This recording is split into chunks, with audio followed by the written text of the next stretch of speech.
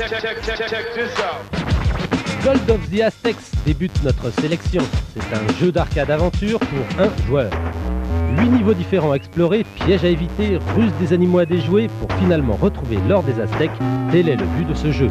En plus de ta concentration et de ton expérience, tes seules armes seront ton épée et ton laser. Pour tous les fanas d'aventure animée.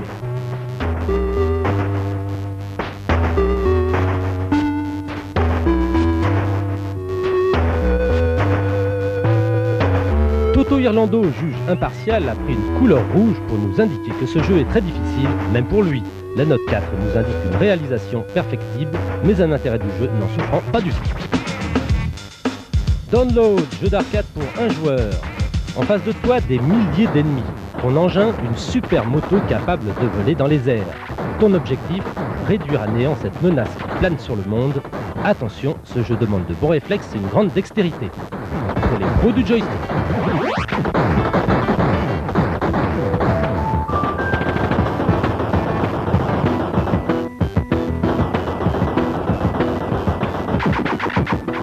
Toto Irlando est mitigé. Sa couleur orange nous signale un jeu aux difficultés croissantes.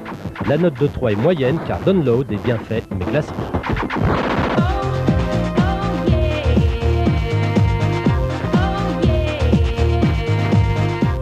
Lâche ton micro 30 secondes, la souris astucieuse se penche aujourd'hui sur le cas de Rick Dangerous 2. Lorsqu'un ennemi se trouve en dessous de toi ou pour limiter les risques, apprends à lancer les grenades. Pour cela, appuie sur le bouton de tir tout en donnant la direction voulue avec ton joystick. Avec cette astuce, tu franchiras plus facilement certains obstacles. Tu es bloqué au 5e niveau, pas de problème. Pour avancer, dépose une bombe à l'extrémité de la rambarde. Recule-toi pour éviter l'explosion et très vite place-toi sur la partie mouvante. Ensuite, tu n'as plus qu'à sauter sur l'échelle. Ah, que deviendrait-on sans la souris?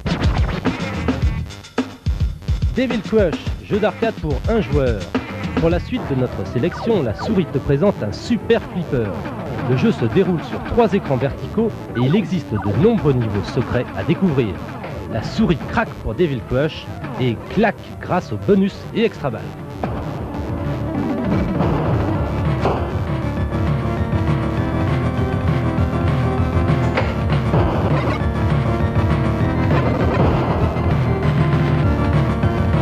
Quant à Toto, il nous signale que ce jeu est à la portée de tous.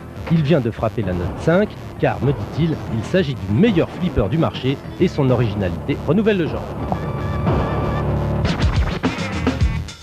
Rick Dangerous 2, jeu d'arcade pour un joueur.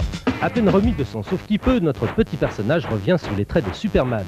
Et crois-moi, ce ne sera pas trop pour affronter à nouveau une horde d'ennemis, tous plus malins les uns que les autres. Ici, pas question de frapper sur tout ce qui bouge, la réflexion est de mise, à toi de relever le défi. Toto a pris une teinte orange car, comme le premier Rick Dangerous, ce jeu est assez difficile. Persévérez. Le 4 nous signale une réalisation pas exemplaire, mais celle-ci est rattrapée par une multitude d'astuces.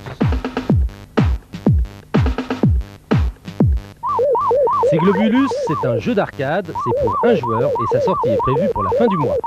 Un mélange de Q-Bert et de Pac-Man et un seul mot d'ordre, utiliser les pentes. En effet, ton petit personnage est incapable de grimper quelque part tout seul. C'est pourquoi, en certains endroits, tu devras retourner l'écran afin de transformer les montées en descente.